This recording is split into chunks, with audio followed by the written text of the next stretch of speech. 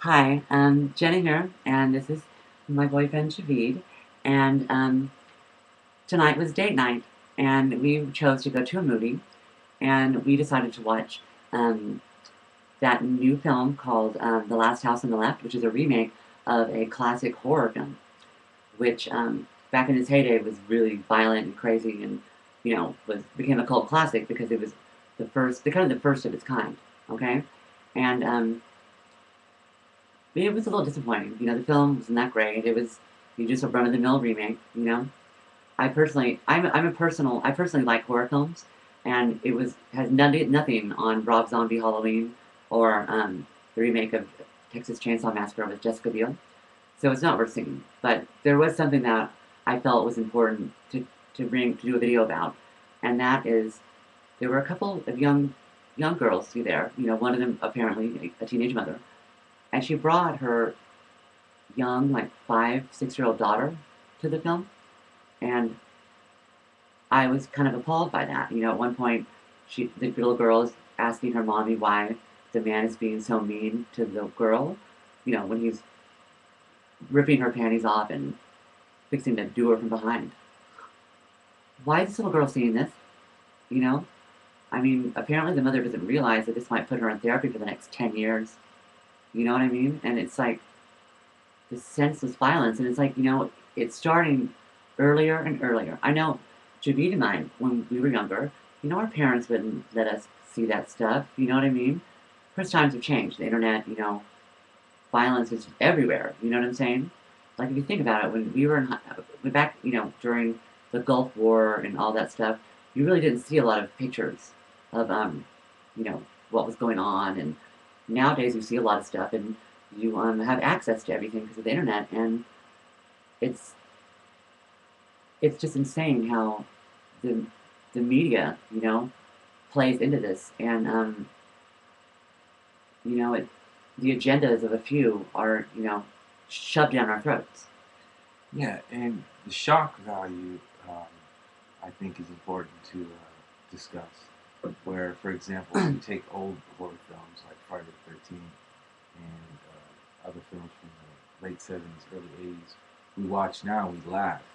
But back then, it was the most horrific thing you could watch. What does that say about our desensitization as a culture? Well, it says many things. It says one thing is that nothing is too shocking and too revealing anymore. So we go. So the directors go for the most heinous and testing the limits of technology and audio and sound and music to make it fit its time. So the film is a reflection of the times we live in, essentially. Where the country is at war with Iraq. Um, there's a war in Afghanistan. There's a war here, uh, which they don't discuss. Several wars here: social wars, there's racism, there's discrimination, um, inequalities. You name it, it's here. Um, so these films are used, I think, as a distraction. Saying, I think this film deals with justice. They're saying, okay, well, what would you do if this happened to your daughter?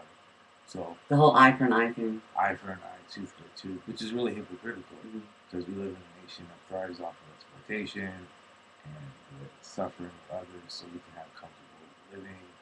And then Well, the death penalty is still legal in a lot of states.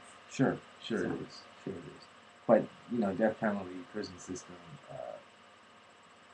is all debatable because you create conditions where people commit crimes and you say, well, these are bad people.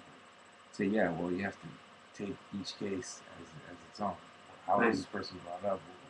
Oh, I'm talking more like someone kills somebody, and so the family members they push the Sure, death penalty. sure, sure, sure. And And that's that's supposedly justice. wrong. But what about the justice? They war is glamorized now. There was a Kid Rock did a song before this movie was played, triumphantly glamorizing, the warrior, hero, of the American soldier. But they don't really show what they're actually doing over there. Because if they did show that, we'd have serious issues. They actually showed a picture of these little Persian kids, I think, playing.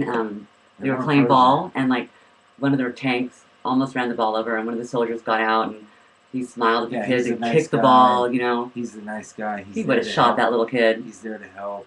They're not there to help. They're there for oil and for economic reasons. And people don't understand this because they don't have the capacity to understand. They're robotic in their thinking. Whatever is in front of them on television, which supports the people that purport these war crimes and the system. It's a system of war. Well, we don't have any honest, journalists anymore.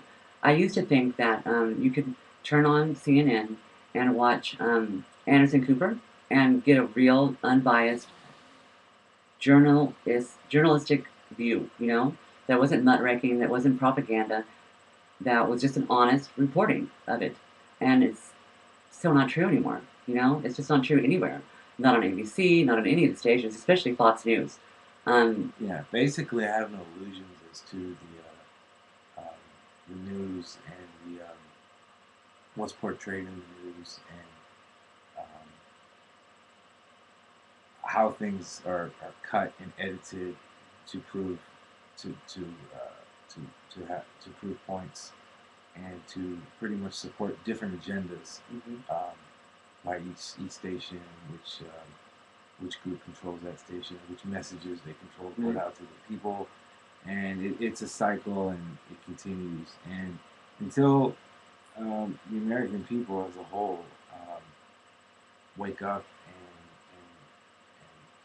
have a self-reflective moment of consciousness and sympathy, things are going to remain the same. Life is too comfortable here. but that would be an inconvenience. Right, which contradicts comfortability. It's uncomfortable to think like that. You become uncomfortable when you think that your way of life is draining, or the American way of life, quote unquote, is sucking the life out of other nations and whatnot. But this kind of stuff has been said for years by different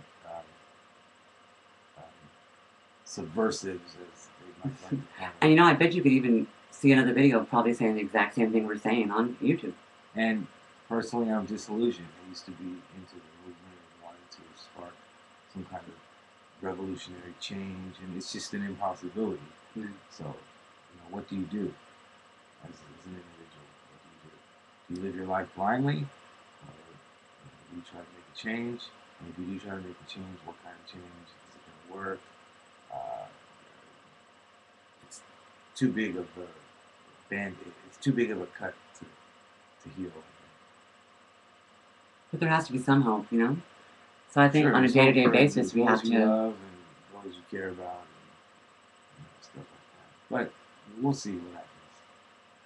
Well, I guess we'll be done on that.